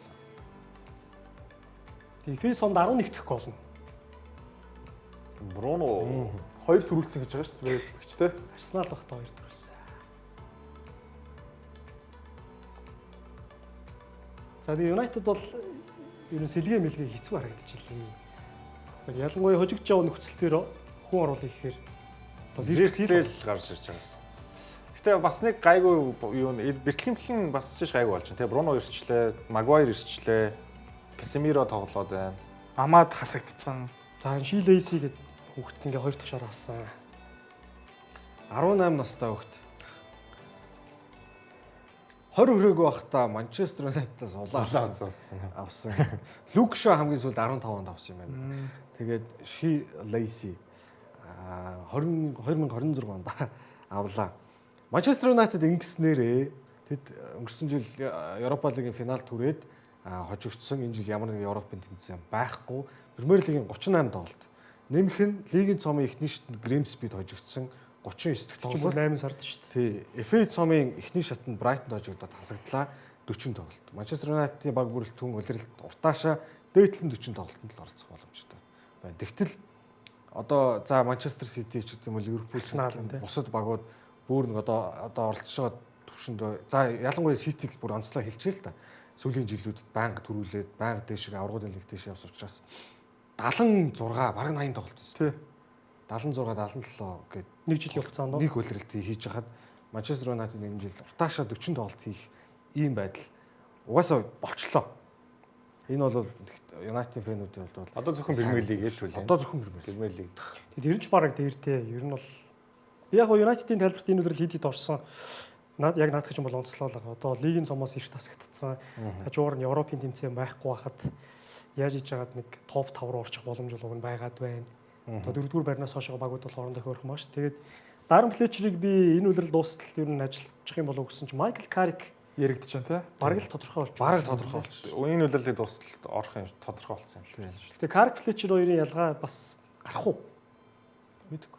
Тэгэхээр одоо Карик үнэхээр мэдэхгүй шүү дээ. Флетчер өмнө ажиллаж илүү тасалжуулагчаар Ажиллаагүй. ажиллаа. Карик бол ажилласан. Карик бол ажиллаж байгаа тийм. Чемпионшипт байлоо. Хүү тий чемпионшип дээр. Юунд ирсэн? Маний дээр ирсэн өөрөө нэг ажилтнан туршлагаа бодоод үзэх юм бол Карик нэг Кертек хийчихэд явсан шүү дээ. Сүүлширтэй бас холбогдсон юм шиг байна тий. Сүүлшир Карик хоёр ер нь хамгийн гол нэрнүүдээр л яригдчихсэн л та. Тэгээд сүүлшир баг болчих чинь доо гэсэн чинь Флетчерт төрийн орлонд салж бодож өгөөд тэгээд хэсэг хугацаанд хараад нөгөө өөрийнхөө бас нэг яриа өрөөг харсан юм шиг байна. Тэгээд ерөнхийдөө баг Карикийг сонгож таарч шин. Карик ч гэсэн өөрөө бол ер нь нэлээд амбицтай зүйлсийг бол ярьсан байлээ. Тэгээд тасалжуулагчийн хувьд би өөрийг бас өмнө нь ирж Кертекер хийжсэнээс бодоод хэр зэрэг агсан бэ гэдгийг бас харуулахыг хүсэж байна. За тэгээд цаашлаад ер нь урт хугацаанд ер нь Юнайтедийн бас алхах цаажуулагчаар ажилламаар байна гэдэг зүйлийг бол ярьсан байлээ. Сүүлшир яг нөгөө өмнө ажиллаж исэн дасгалжуулагчаар ажиллаж байсан. Тэнгүүтээ одоо яг нөхцөл мөксөлтөр грэний нөхцөлтөр нэг тэгвэл ингэмээр байна, ингэвэл тэгмээр гэсэн юмрхүү ярьж иж магадгүй. Карик болохоор шууд юу ч байсан тгий гэсэн байж магадгүй. Одоо нэг цалин хамаагүй, юу хамаагүй Юу ч байсан зөвшөөрч байна. юу ч байсан зөвшөөрөй гэсэн. Дээр нь харин карик руу илүү United удирдлагууд. Тийм тэгэл энэ үлрэл гол нь тий дуусгачих. Дуусгаал болоо. Тийм энэ үлрэлийг дуусгачих хүн. Тэгээд гол нөгөө менежменттэйгээ асуудал болоод байхгүй үгийн сонсно. Тэгээд асарчуулагч аль болох нөгөө Зөөлөнжигтэй хүн хайж гэсэн үг шүү дээ. зөөлөнжигтэй. Дээрээс нь United-ийн тоглогч ч гэсэн хүндэлчгээр тий өмнө байсан гэдэг утгаар тэгээд нэг тийм л тоглогч шүү. Үн яг хамаалагчид гоё тасарчуулагч болдсон шүү. Тэгээд Карик бас гоё болоосоо. Флечер чинь тэгээд нөгөө хоёр хүүхдээ дасгалжуулсан анхны дасгалжуулагч болсон байл. Нөгөө нэг жоохон монголчууд болцсон тий. Сая FA-ийн тоглолтын дээр сэлгээндээ хоёр хүүгээд одоо Тэр хоёр нарийч толгой дээр гарчаагүй л гараагүй л тий. Премьер лигээр Ер нь яадгийг. Жак Флешер гаргасан шүү. тэгсэн. Тэрний өмнө чи яг өсөөсөөгүй тэр хоёр уусаа гараадсан юм а. Нөгөө сэлгийн багтаацсан Тийм юм. уусаа нөгөө хөнгүү юм чинь. хөнгүү өмч чинь бэртлэмтлийн асуудлаас болоод хин амарын байхад ч гэсэн хоёулаа сэлгэнд багтаацсан. Одоо тэгээд дараагийн тоглолтоос Амад Диало Имбумо хоёр ороод ирэх байх. Мазрави чинь цаашаа нөгөө аялал нь явж байгаа. Бараг ганц шийдэлтсэн. Цаг Камерун болторсон тий. Тий. За, FA цомын Премьер лигийн бусад багуудынх нь үр дүн гэдүүлээ.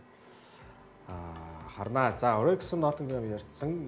Everton Sunderland торгуулийн цохилтоор яалагч шийдсэн чи Everton нэг их шийддэг юм да.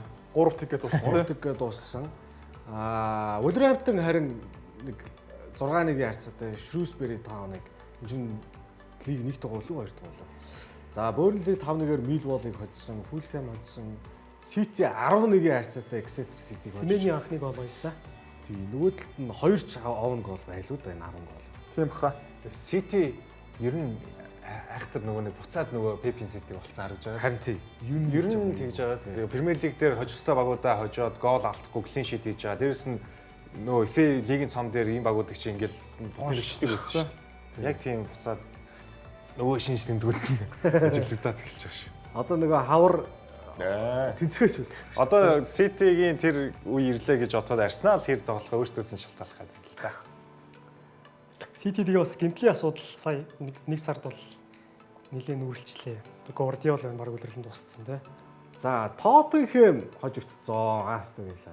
Энэ дээр чинь бас нэг зодоо мөдөн болоод л сүүл Палиния Тэгсэн Палиния Watkins-ийг түлхээд тэгсэн чинь нөгөөд нөмөрж ирэлээ. За, Челси Чарлтныг 5-1-ээр хожоод, Лидс хоцсон, Арсенал Портсмутыг хоцсон, West Ham хоцсон. За, Ливерпул өчтөр шин Барнслиг 4-1 харьцаатай хоцсон. Экитикэ сүүлийн тусгалын гол хийсэн байгаа харагдана лээ. Одоо тэгээ баг Томс Франк халагдах юм. Ядж захт Арсеналын аяг бариа зураг авахулсан. Одоо хідэн тоглолт аваалж хайцсангүй. Тоотой яаж. Энэ хүндэл байна да. Конор Галагерийг Одоо нэг том багуудын юугаар бол шууд халуул хайчих юм шиг. ямар ч байсан нэг болж игэл ганц хоёр хэрэгтэй гэсэн тоглогчдыг авч өгөөд нэг хэсэг харах баха. Нуусаа харсан дээрэлтэй одоо тэгээд арай л утгагүй болчихсон багуудын шийдвэр гаргалтууд л. Өнгөрсөн жил мэл бол гэтээ Анжиг бол бүр тултал хараа юмстай тий. Харж харж ирснаа Тэгээд Европа лиг төрүүлснийхэн дараа халчаад тий. Бас л гоё шийдэл байгаа шүү. За, хэдүүлээ завсарлаа. Завсарлаад орж ирэхдээ Испаний супер зом, Германы Бундслиг, Италийн Serie A лигийн талаар ярилцах болно. Нэвтрүүлгийн ерөнхий ивент тэтгэгч WooHome, нэвтрүүлгийн ивент тэтгэгч Skytel, нэвтрүүлгийн алтан ивент тэтгэгч Tiger брэнд ажиллаж байна. Их сууцаа завсарлаад сүүлийн 3 дугаар хэсгээр авалзаа.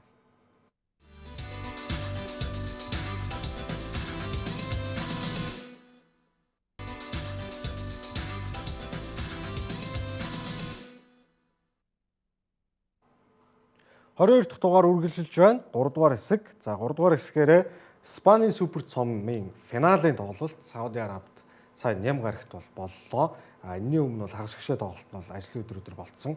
Тэр нь яг ингээд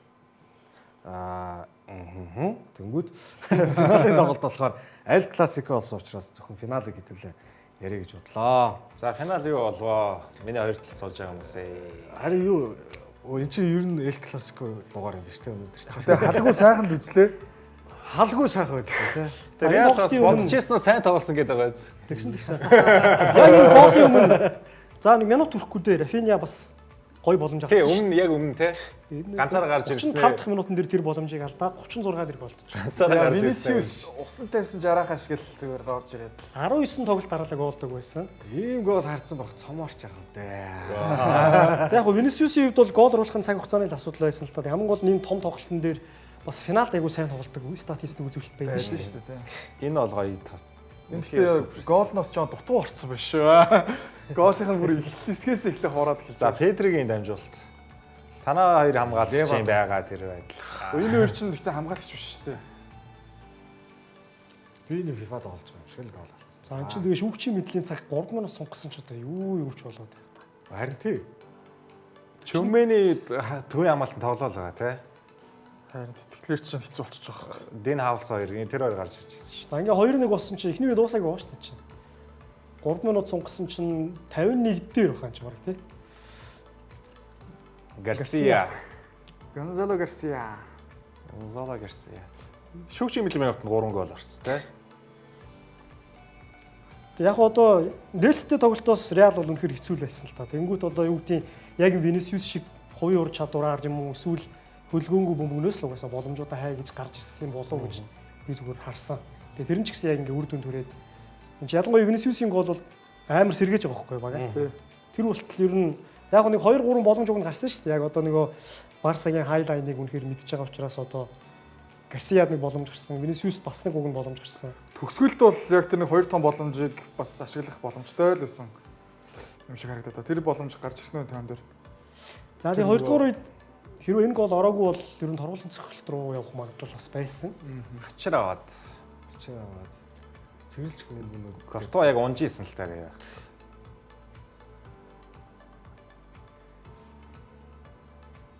За тэгээ саяны гол ер нь шийтдсэн дээ. За энэ дээр харин нэг жоохон олчмгүй болцсон шүү. Шууд улаа уцстай. За Рашфорд сайхан гар. Сайхан гар. Би яг ийм юм болох хаач гэж юм. Ингэх байхаач гэж юм бодсон л доо. Бас амар хүчтэй зөгч. Гуц ханах юм гэж байгаа юм тийм. Ингэж хүчтэй зөх хүн шаардлага байхгүй шүү дээ. Тэ бас эвгүй үнцэг байсан л та энэ.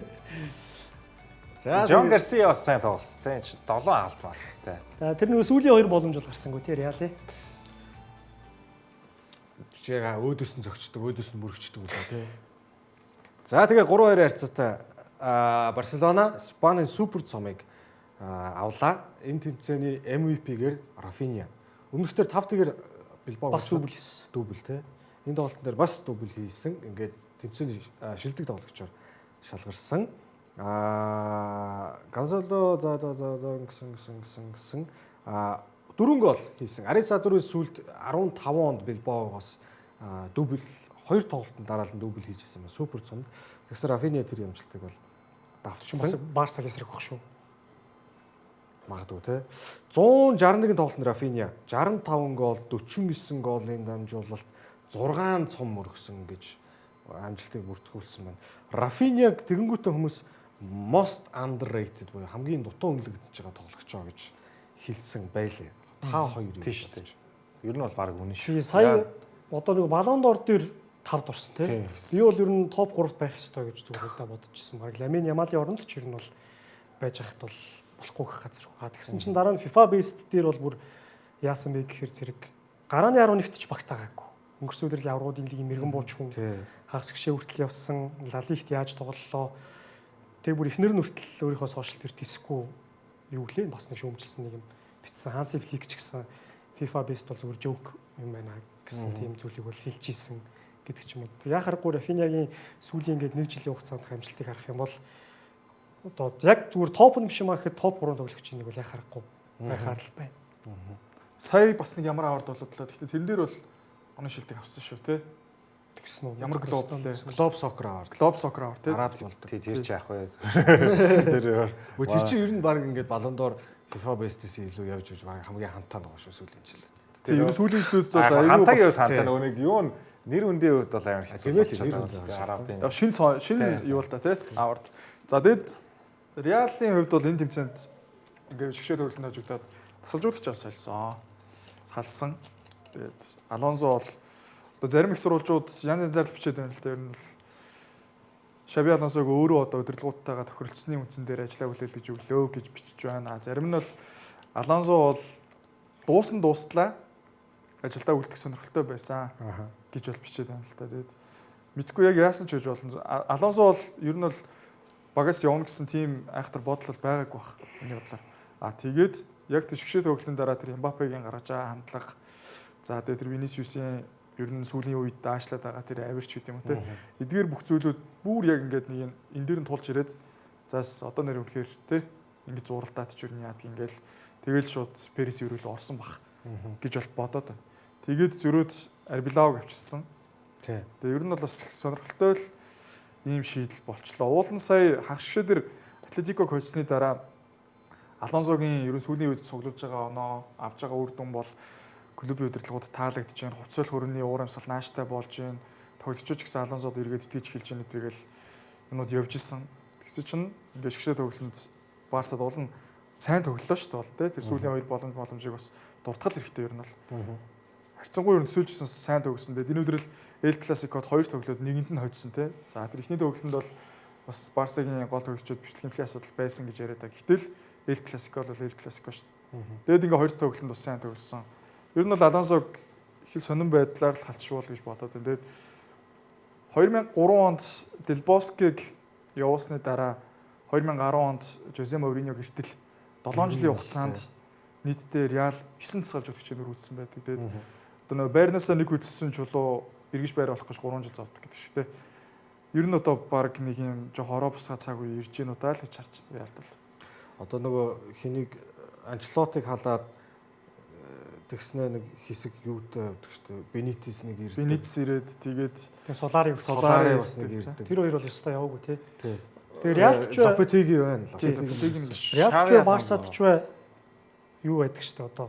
Тухайн дасгалжуулагчийг дүгнэх хамгийн гол шалгуур бол Эл Классико байдаг тий. Гэтэл Алонсо бол яг удирдлын ихний Эл Классикод бол хоцсон. Тэр бол за яг Барсагийн Педри Рафиняч гэх юм уу хаалгач нь байгаагүй зэрэг шалтгаанууд бас байсан байж болно. Гэхдээ бас л эртэтчүү гэж би зүгээр бодоод байна. Тэгээ яг 12 сард нэг 2-3 тоглолт дараалж тэнцсэний дараачаар одоо шуум гарч ирсэн шүү дээ. За дараагийн тоглолтод тэр явна алдах юм бол халагдлаа гэдэг ч юм. Тэгээ одоо лигийн тоглолтод тэр Севиаг хоцсон. Испани одоо Копа дель Рей бас ямар багтаа байлаа нэг доотлогийн багтаа тоглоод хоцсон. Аврагуудын лигт хоцсон гэж. За тээнээр намжаад 5 тоглолт дараалж хоцсны дараа сая Барсатай дахиад тоглосон. Тэгээд би бол за ямар ч байсан тэр яриа бол ингээд улирал дуустал гайг бах гэсэн чинь яг финалийн тоглолтын өмнө нөгөө шуум чинь дахиад гараад ирсэн байхгүй. Тэгтэн бол би гайхаж ирсэн. За арайч бас ганц тоглолтоор ингээд дүгнээд халчихгүй байх гэсэн чинь одоо халцдаг юм байна. 7 сар удирдлаа. 36 тоглолтод 26 ажиллаа. Хэд дөрөв тэнцсэн ч хожлын үнд 76 хожигдсан ч байлаа. 6 хожигдсан тий. Үзүүлэлтийг нь харахад бол одоо юу гэдэг тийм муу гэж дүгнэх муу бол гэхгүй шүү дээ. Гэхдээ нөгөө нэг юу л болчихвол гэж боддог шүү дээ. Өөр нөгөө нэг тоглогчдын хөндлөлгүй асуудлууд сая хүртэл харагдлаа. Мбаппе дээр Винисиусийн юу харагдлаа. Алонсогийн баг биш, Мбаппегийн баг юм биш үү гэсэн гараад байгаа шүү дээ. Алонсогийн баг биш, ер нь тоглогчдын. Одоо нөгөө нэг одоогийн хөлбөмбөгч бас тийм болчиход байна л да. Хөлбөмбөгч хэлтгүү нөгөө сагсан дээр шагадаад байгаа шүү дээ.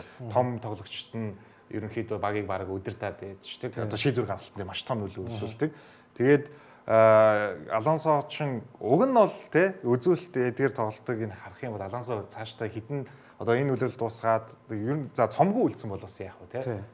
Энэ үлрэлийн ямар ч тийм юу гараагүй байхад одоо үр дүн гараагүй байхад ингээ халчих чинь гэдэг бол миний хувьд жоохон харамсалтай л байна. Тэгээд дээрэс нь ер нь одоогийн United, Chelsea, энэ Real Madrid гэх том багуудыг хараад байхад бол одоогийн юу бол айгүй нөлөөлч энэ сошиал медиа мэдээ хэрэгсэл хүмүүсийн ам фэнүүдийн бодол энэ сошиал медиагийн одоо өнөө цагийн юу бол амар нөлөөтэй болчих шийдвэр гаргалтан. Тэр менежментийн төвшин ч гэсэн одоо ажилчдынхаа одоо энэ гол менежүүдийнхээ ажилд бол маш их оролцдог болсон байна. United, Chelsea, за Real Madrid ч гэсэн одоо угаасаа яг анхнаасаа л ийм том баг гэдэг нь бол ойлгомжтой. Зөвхөн цом өсдөг, зөвхөн том амжилт өсдөг ийм баг.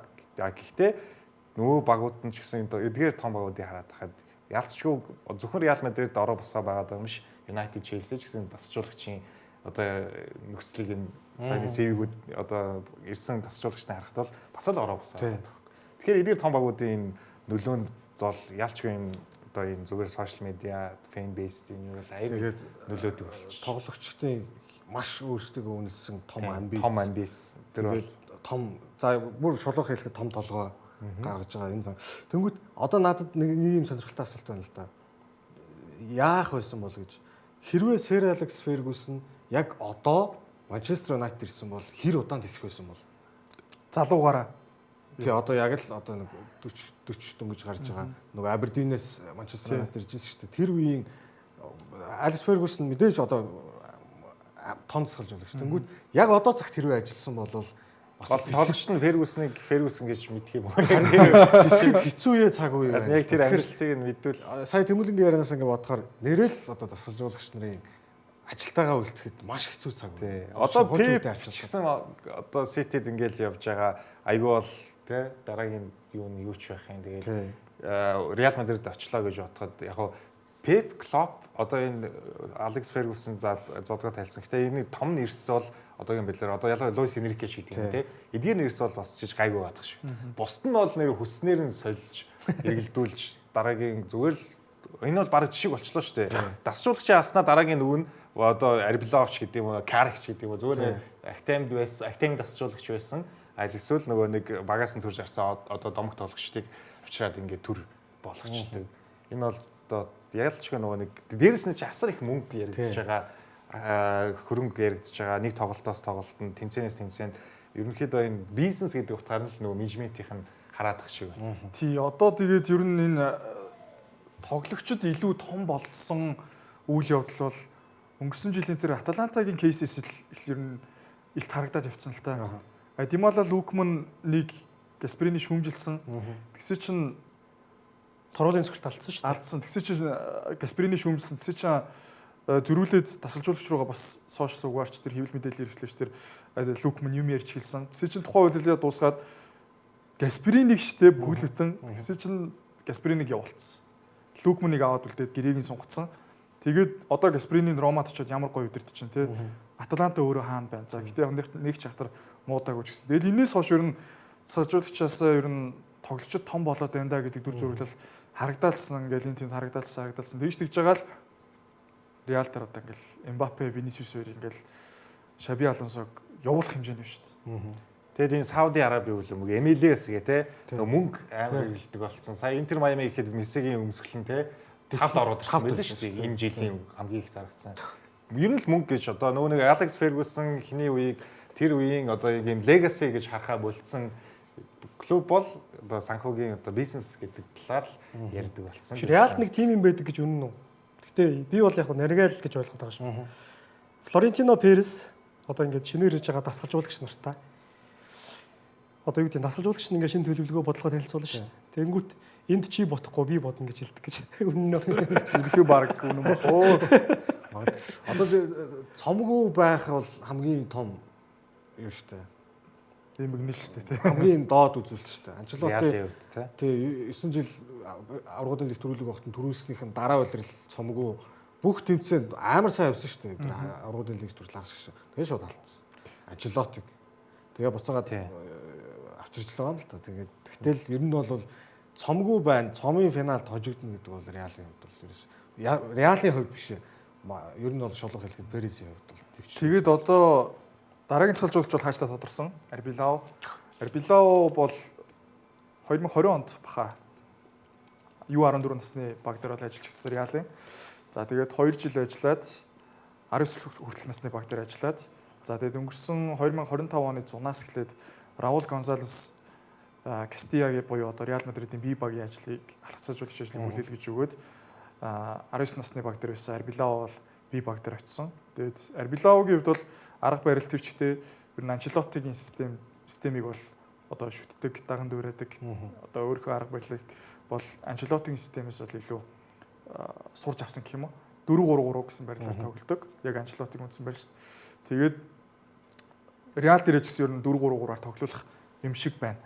Тэгээд Arbelow бол одоо Реалын дараагийн урт хугацааны цалжуулагч бол биш л дээ. Caretaker л байх гэж ер нь бодож байна. Тэгээд магадгүй өнөөдрийг дуусгах юм болов уу, тэрнээс өмнө халагдах юм болоо яах юм бол. Гэхдээ зөв нэг зүйл яригдж байгаа нь 2026 оны дэлхийн авч шалралт тэмцээнд Анчелоти Бразилийг удирдаад ямар нэгэн амжилт үзүүлсэн байна уу, үзүүлээгүй байна хамаагүй. Тэгээд буцаад Реал Мадрид ирээ. Тэгж бол яригдчих. Харин гэхдээ яг уу Тэгж ярьж болохоор магадгүй. Зидан бүр амар ухаантай байсан Тий харин тий. Би Цом аваад тий. ингэж явж ийснаа өөрөө ажиллаа өгсөн гэхээр Зидан бол үнэхээр Одоо тэгтээ Анжелоти л биш. Төрөчийн дугаар дээр инх хоёроо хэлж штэ. Нөгөө дасгалжуулагч хизээ ажиллаа өгөөд хизээ ирдэг байхаа Мэддэг байх хэрэгтэй гэж. Зидан яг харин тэрийг ёстой мэддэг нөхөр. Зидан тэгтээ арай л удаж шүү. Одоо угаасаа 26 оны Одоо Дишами араас тийш шууд лавж 26 оны 8 сард Франц шиг шээ. Тэгж яригадаад байгаа л та. Ярьсан. аюул бол Зиданыг ингээл хэд хэдэн тоглолтод хожигдсан бол Перес бол шууд л тий. Шууд л тэгчихсэн баг. Тэгэж явсны оронд өөрөө Явсан дээр нэрэн зүгээр. За нэр энэ саяны тоглолттой холбоотой нэг зүйл байгаа. Энэ болохоор Hansi Flick тасгалжуулагчийн замналдаа цомын финалд хизээч хожигдож үзээгүй гэсэн цувралаа үргэлжлүүллээ. 8 тоглолт болголоо. За Bayern-д 5, Барсад ирээд ингээд супер цом. өнгөрсөн жил 10 дэлхийн финалд гараад ирсэн бол яах вэ? Бас гоё л тоглолт Аа болсон. тэр бол гоё л тоглолт. Тэрс шууд бас хожиж нэг хэцүүлт тий. PSG тий. За Барселонагийн хувьд Реал Мадридийн эсрэг цомын финалд 3 дараалан хоцсон. Түүхэнд анх удаа. Түүхэнд анх удаа. За тэгээд 25 оны Copa del Rey 4 сарын 26-нд 3-2. За супер цомд өнгөрсөн жил 2 гол оруулаад Дел Боскогийн хэлсэн үгийг баг Ханси Флик хэлэхэр болсон юм шүү. Намайг байх үед Реал юу л Барса ч Тийм байдаг тий. Copa del Rey-ийн л цомыг авсан баг гэдэг л. Гэхдээ нэг арай өөрөө байт юм аа. Бараг нэг шууд кап гэдгийг нэг бараг аяг маягаар ч л нэг тайлбарлалсан. А тийм билүү? Тиймэрхүү юм. зүгээр л аягтай л байсан байх. тий амар өгөөцсөн. Клубийнхаа ойг л тэмдэглэдэг байсан Тийм гэж тийм. байна. За Германы Бундслиг рүү шилжиж. Германы Бундслигт Айнтрахт, Франкфурт, Боруссия Дортмунд. За энэ ч одоо эргэн ирж байгаа эхний тоглолт байсан. Манай цагаар Баасан гаригаас Бим гарагч шилжих шүн. Тойрог нээлтэн тий. Тийм 3-7 хоногийн дараа Бундслиг эргэж ирээд нээлтийн тоглолт бол Йоо 3 7 болцсон юм уу? тийм 12 сарын 27 амарсан шүү. Нэг асуулт байна. Боруссия Дортмунд энэ үлрэл хідэн өөр өмсгөл өмсөх юм бэ? Мэдгүй. Энэ хиддгөр Үнэн ганган байна тий. Нэг бол бүр тасгаар өмсгөл Тасгаар гаргаад байгаа. ирнэ. Хэдэн жилийн өмнөөгөө л нэг өмсгөл гаргаад ирсэн. Пума ойл бол Дортмунд ч. Тий. Энэ бас нэг саарлын өмсгөл. Тэгээд Дортмундын яг үндсэн өмсгөл нь Европын нэг UEFA-гийн регуляшн тэнцдэггүй болохоор UEFA зориулж бас тусдаа нэг өөр өмсгөл гаргав. Тэгээ саяхан нөгөө Дортмунд Вириал 2 аврагын лиг тоглосон шүү дээ. Тий. Хоёр шараа. Бас хүмүүс Вириалын 2 дугаар өмсгөлийг амьдралдаа анх удаа харлаа гэсэн юм л. Магадгүй.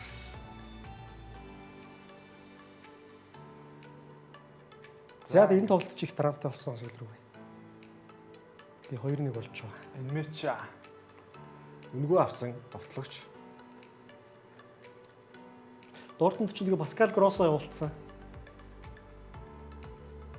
Брайтон Лонд цагаад. Энэ нэг юм шин тоглогч. Сая өвлийн 8-аас хахаар Нэр хаанаас авсан юм? Элвсберг. Доотлог өстэй. Тийш. Ибнү Талиб гэдэг.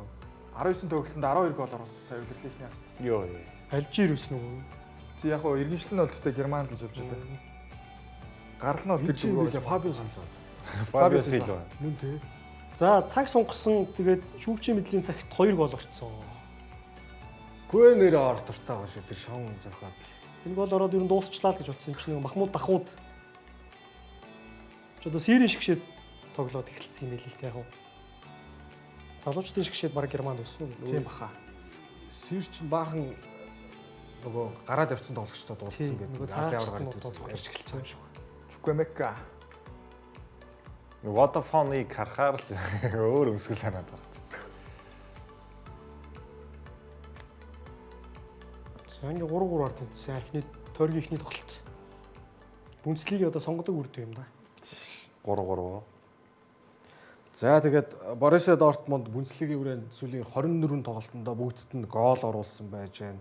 9 тоглолт дараалаад хожигдоогүй гэсэн үзүүлэлттэй явж байна. Бундслигийнхаа ингээд хожигдохгүй байхаараа Дортмунд бас ойр дөрөнд Дортмундыг хүснэгтэй 20 дугаар байранд бол хараагүй. Хэдүүлээ бус тоглолтуудын үр дүнг Бундслиг хүснэгтийг яри.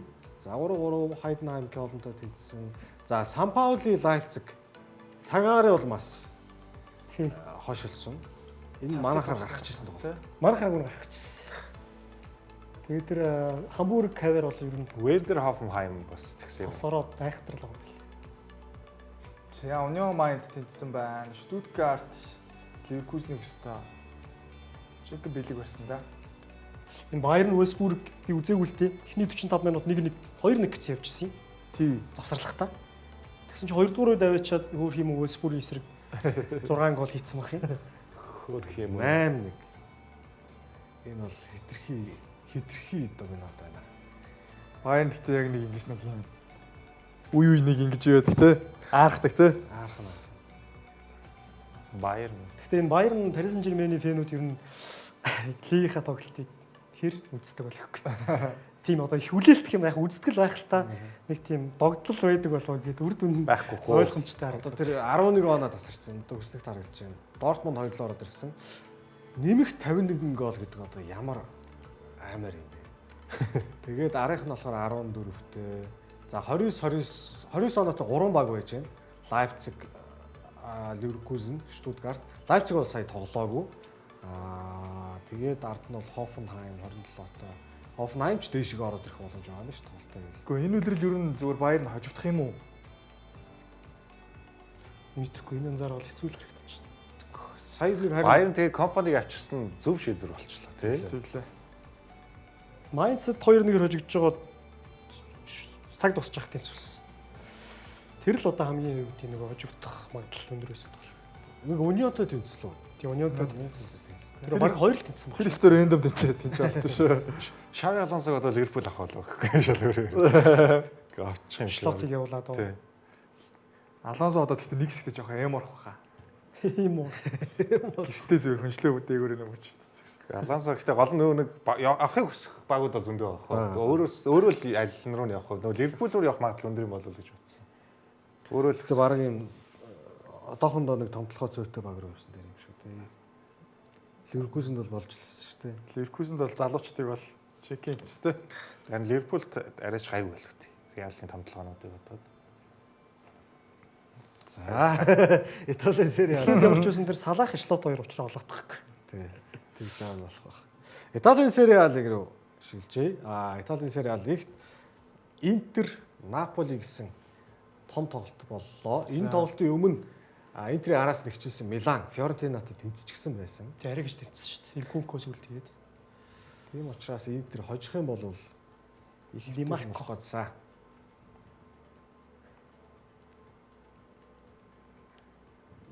Димаркоч баг энэ зүүн явна да.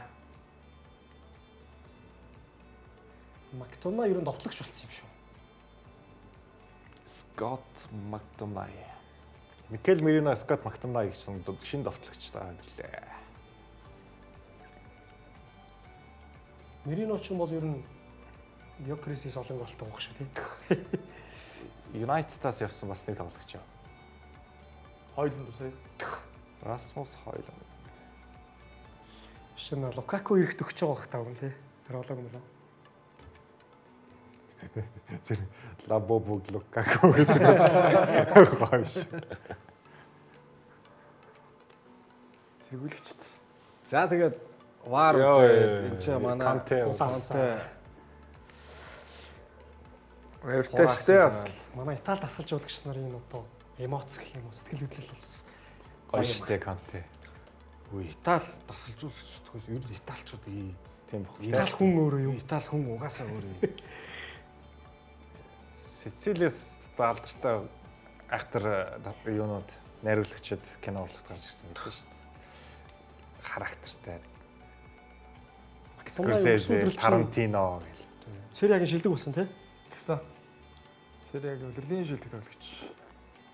Тэгээ цомтой гэдэг шүү дээ. 10 гол мол хийсэн баг шүү баг. За ингээд 2-2-ийн харьцаатай лигийн тэргүүлэгчдийн дулаан өндөрлсөн. Scott McTominay 2 гол орууллаа. Федерико Ди Марко, Хакан Чалханоглу гэсэн гоолууд орсон. За юун дээр үр дүнгээ хайдуулаа харъя. За өчигдөр шөнө Genoa Cagliari-г 3-1-ээр, Juventus Cremonese-г 5-1-ээр хоцсон. За Фиорбалети ирээд бүр Ювентус шал оруулчлаа шүү. Тэглжин тэгч. Нүдэн дээр бүр. Кремонезе. Энд ч одоо манай Варди авах шүү дээ. Яари. Тий, Вардичны 4-5 гол хийсэн явж илээ шүү. Зөөз. Фиорентина Милан тэнцсэн байна. За манай Инхуэрхийн Лацио хожижээ. Цоо Веронаг. Фиорентина ч одоо муу байгаа гэхэд Милан бас зовжиж тэнцсэн шүү. Рома Сасуолог очсон. Рома ер нь топ 4 рүү бараг орох юм болоод Магадлал байгаа. байгаа тий. Гэтэ одоо хэрвээ Ювентус яг энэ шиг ингээд форм хадгалчих юм бол Рома энэ дунд нэг алддаг юм л да. Тийх бах. Гэтэ Гасприни ирээд Ромаг олцсон шал өөр болчихлоо. Үзэхэд ч гэсэн уус шал өөр юм байна. Гол их цөөхөн алдах шиг байна тий.